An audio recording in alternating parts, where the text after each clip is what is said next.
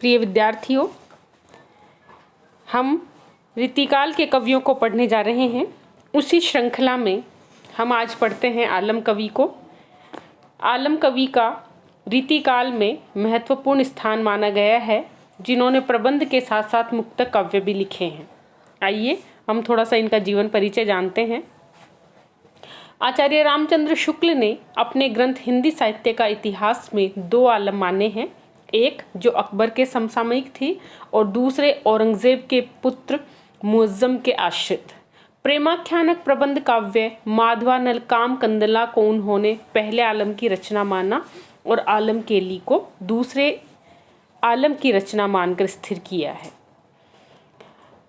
श्याम स्नेही, सुदामाचरित और माधवानल काम कंदला तीन प्रबंध काव्य और एक मुक्तक संग्रह है जो आलम केली, ये आलम के नाम से ही प्राप्त होते हैं।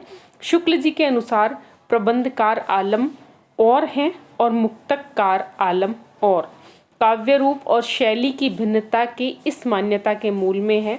रंगरेजिन प्रेयसी शेख का संबंध मुक्ताकार आलम को माना गया है और उसी को शुक्ल जी ने स्वच्छंद प्रवृत्ति का कवि कहा है। जिन आलम को हम आज पढ़ने जा रहे हैं उनका संबंध रंगरेजिन प्रेयसी शेख से था और मुक्तकार वही आलम है।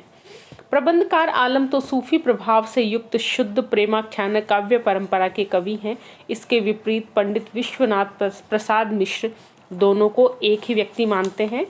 इस तरह से आलम कवि के बारे में विद्वानों में मतभेद हैं, लेकिन आचार्य रामचंद्र शुक्ल के अनुसार जो मुक्तककार आलम हैं उनको यहाँ हम रीतिकाल में आज पढ़ने जा रहे हैं। तो चलिए हम पढ़ते हैं इनका पहला मुक्तक। रुचिर बजर बरन चिरु चंदन चरचि सुचि सरदु को चंद चाही चित्तहि धरत है। विविध विलास बसी रास ब्रजपति प्यार तेई ब्रजबतियाँ उचित उच्चरत है। आलम सुकवि अब वैसे कान ऐसे भय उतहि लुभाने किंदो इतहि ढरत है। मधुबन बसत मधुर मुरली की धुन मधुप कबहु माधु सुरती करत है। यहाँ गोपियाँ श्री कृष्ण के लिए कहती हैं कि रुचिर बरन चिरु चंदन चरचि सुचि। जो श्री कृष्ण मथुरा जाने से पहले हमसे प्रेम करते थे, रुचिर बरन हमारे सुंदर वर्ण में, जिस गौर वर्ण में उनको रुचि थी, चीरू हमारे वस्त्रों में जिनको रुचि थी, चंदन चरचि सुचि और चंदन आदि का लेप जो उपटम जो अंगराग हम हमारे शरीर पर धारण किया करती थी, उससे उस अंगराग से, उन प्रसाधनों से, उन सौंदर्य वेशभूषाओं से जो श्री कृष्ण प्रेम करते थे। शरदु को चंद चाही चित्त ही धरत है और शरद ऋतु के पूर्ण चंद्र के समान जो रूप अपने चित्त में, अपने मन में, अपने हृदय में जो धारण करते थे। विविध विलास बसी राज प्रति ब्रजपति प्यार, और ब्रजपति जो श्री कृष्ण हैं उनसे अनेक प्रकार के रास लीलाओं में हमने सहयोग दिया और विविध विलास बसी और अनेक विलास, अनेक भोग, अनेक आनंद जिनके आश्रय में हमने प्राप्त किए हैं।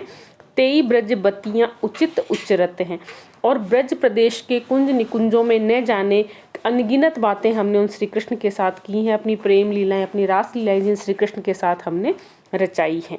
आलम सुकवि अब वैसे कान ऐसे भय। आलम कहते हैं गोपियों के माध्यम से कि वैसे कान जो श्री कृष्ण हम में इतनी रुचि दिखाते थे, जिनके सानिध्य में रहकर हमने इतनी प्रेम लीलाएं की हैं, इतनी प्रेम क्रीड़ाएं की हैं, वो श्री कृष्ण अब ऐसे भय, अब ऐसे हो गए हैं, अर्थात वो बदल गए हैं।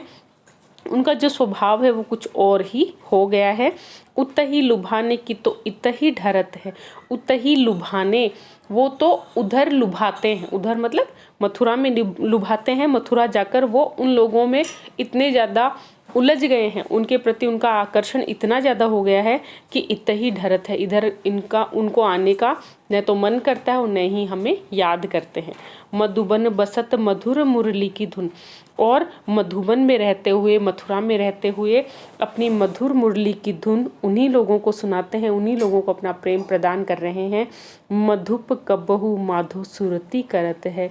माधो, हे श्री कृष्ण, कब आप हमारी सुरती, कब हमारी आप याद करोगे और मधुप जिस तरह से भ्रमर है वो फूलों का रसपान करने के लिए उनके चारों तरफ मंडराता है, उसी तरह से हमें फिर से आनंद प्रदान करने के लिए, हमारा उपभोग करने के लिए, हमारे प्रेम को सार्थक करने के लिए आप कब आओगे और कब हमें दर्शन प्रदान करोगे। यहाँ गोपियाँ उपालंब देती हैं श्री कृष्ण को कि मथुरा जाकर आप बदल गए हो और आपने हमें बिल्कुल विसार दिया है। यहाँ ब्रज भाषा के माध्यम से विप्रलंब श्रृंगार का वर्णन आलम कवि कर रहे हैं। आइए अब हम देखते हैं हमारा अगला मुक्तक। अखियाँ भली जू ऐसे अंसुवन धारे, ना तो धारा पल छूटे तिहु देश न समाती है।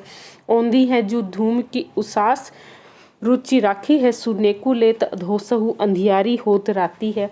आलम संताप स्वेद सींचबो आधार कोहु, झूरी वे के देह फिरी खेह जो उड़ाती है। छाती पे सराही बरु दिया की सी भांति, उधो पाती लिखे लेखनी जो बारी बरी जाती है। यहाँ गोपियाँ अपने विरह का वर्णन करते हुए कहती हैं कि ईश्वर ने जब हमें दुख दिया है तो उसको सहन करने के लिए उन्होंने शक्ति भी प्रदान की है।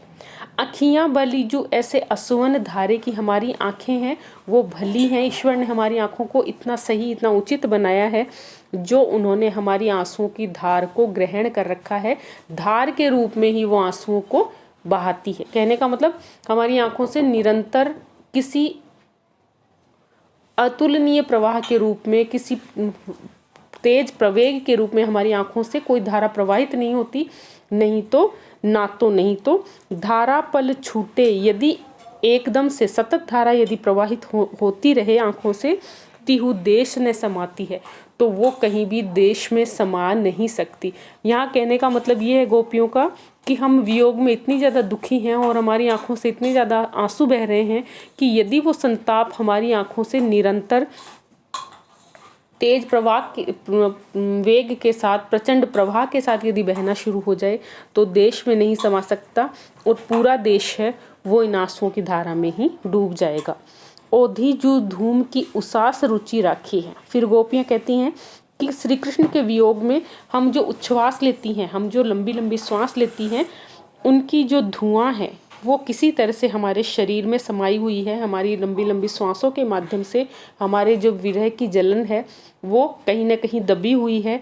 नेकु लेत धोसहु अंधियारी होत राती है, क्योंकि यदि हम उन श्वास को तेज गति से बाहर निकालती तो तुरंत धौंस जो दिन था वो दिन भी अंधियार होत राती है, अंधियारा हो जाता, अर्थात दिन की भी रात बन जाती। हमारे अंदर इतनी ज़्यादा जलन है और इतना ज़्यादा धूम इकट्ठा हो रहा है कि यदि उस श्वास को हम लंबे रूप में खींचना शुरू हो जाएं तो दिन तुरंत रात में बदल जाएगा। आलम संताप स्वेद सींचबो आधार। आलम कवि कहते हैं कि हमारे संताप के कारण, हमारे दुख के कारण हम जल रही हैं, लेकिन फिर भी इस संताप के कारण स्वेद, पसीना हमारे शरीर से निरंतर प्रवाहित होता रहता है, क्योंकि यदि पसीना नहीं आता तो झूरी वह के देह, हमारी जो देह है वो जल जल कर पूरी तरह से राख बन जाती, फिर खेह जो उड़ाती। और जिस तरह से राख चारों तरफ उड़कर व्याप्त हो जाती है, चारों तरफ अंधियारा हो जाता है, उसी तरह से हमारा शरीर है वो राख बनकर सर्वत्र चारों दिशाओं में व्याप्त हो गया होता। छाती पे सराही बरु दिया किसी भांतो उद्धव को गोपियाँ ये कहती हैं कि छाती पे सराही कि हमने हमारे हृदय में इतना संताप कर रखा है और दिया किसी भांति, दिए की तरह निरंतर हम अपने हृदय में जल रहे हैं। पाती लिखे लेखनी, किसी तरह से श्री कृष्ण को याद करके यदि हम अपना संदेश उन तक भेजना चाहते हैं, यदि हम लेखनी के माध्यम से उनको पत्र भी लिखना चाहते हैं, जो बारी बरी जाती है, तो हमारी जो लेखनी है और जो हमने जो पत्र लिखने के लिए जो कागज़ ले रखा है वो बाती की तरह से जल जाता है। कहने का मतलब हमारे हृदय में इतना ज़्यादा संताप बसा हुआ है कि यदि लेखनी और पत्र यदि हम लेकर बैठते हैं तो वो बाती के समान हमारे हृदय के दीपक की जलन से तुरंत जलकर स्वाहा हो जाता है। यहाँ पर इन्होंने वियोग की अनेक दशाओं का वर्णन अतिशयोक्ति के माध्यम से किया है। विप्रलभ श्रृंगार का यहाँ माधुर्य गुण के साथ आलम कवि वर्णन करते हैं। आज के लिए इतना ही। अनुप्रास अलंकार है इसमें। अगली वीडियो में हम आलम कवि के बाकी मुक्तक को पढ़ेंगे। धन्यवाद।